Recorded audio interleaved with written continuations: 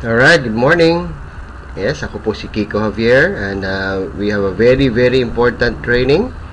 Okay, this is good news. Actually, nagiging mas madali po yung ating expansion at ating pag-share nitong business na to because of this another great feature na meron po tayo sa ating Supreme Wealth Alliance system. Ito po yung tinatawag na activation codes, no? So, yun po yung pag-aaralan natin ngayon. Paano ba gagamit ng activation code? Paano magpa-activate ng member using activation codes? Okay, so once we log in to our account, puntahan po muna natin yung e-wallet natin. Okay? Ayan. So make sure po meron tayong $55 para makabili ng activation code. So kung titignan nyo po rito sa account ko, meron pa akong balance sa $295 at pwede ako makabili ng 5 activation codes, no? So ganito lang po kasimple yan. I-click nyo lang po ito sa transaction type. Pag-click nyo, piliin nyo po itong sa baba, purchase activation codes, then isulat dyan kung ilang activation codes yung bibili nyo. Okay, so and if you click submit, ito po ang lalabas. Actually, kanina po when I was trying, nakabili na po ako ng isa, no? Yan mismo ang lalabas. One activation code, $55, no? So, after that, asa na activation code? Pumunta po tayo dito. Activation codes. Click lang po yan. Ayun, nakalagay po dyan yung security pin at yung user ID. Take note of this ID and pin. Ito po yung papagamit natin dun sa incoming member. Okay, yung bagong papasok, kailangan ibigay nyo po itong dalawang batch of numbers na to. Okay, so mag-example po tayo actual.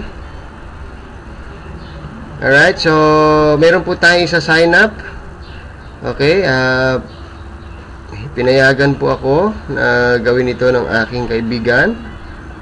Isa-sign up po natin yung kanyang prospect. Napapasok na po, ano? So assuming gagamitin ng security pin o yung activation code na we just purchased. By the way, hindi po limited ang activation code sa sariling downline. Okay? It could be your crossline, it could be your upline, it could be anybody. No? So, pwede pong ipagamit yan kahit kanino. Kaya nga po, pakiingatan din. Alright? So, ito po yung account ng aking bagong pasok na member na si Ma'am Sonia. Okay? She's from Australia actually. Sonia Luberio, one of our very good leaders from Australia. Okay, so ang gagawin lang po sa choose payment option, piliin po yung pinakailalim, activation code real time. Wow, ang sarap po niya. Real time meaning walang waiting period, walang 24 hours, walang 48 hours, real time. Okay, so sample na natin. Click activation code, then click submit. Alright, so lalabas po dyan yung pangalan ng sponsor. Okay, of course, si Sonia Luberio. Then, ilagay na po natin yung username ng ating bagong member na papasok. So, gusto ko po actual na sample. Makita nyo po, ano?